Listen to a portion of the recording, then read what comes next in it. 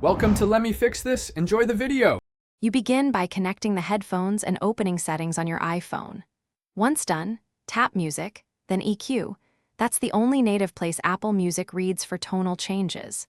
Select a bass-focused preset such as Bass Booster or Deep to immediately raise low frequencies. You're changing playback at the system level, so Apple Music will follow.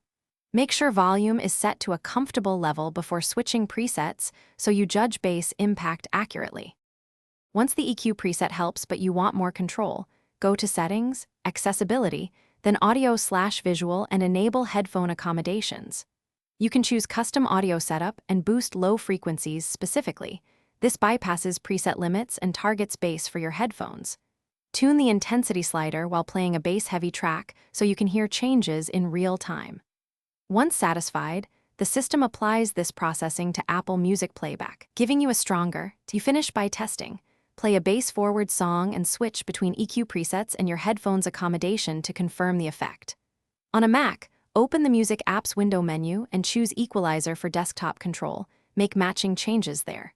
If you don't hear differences, make sure spatial audio or Dolby settings aren't overriding processing, restart the Music app, and replug headphones. If a preset seems inactive, toggle it off and back on. Then replay the track to verify the bass change. Thanks for watching. If you found this helpful, don't forget to like and subscribe.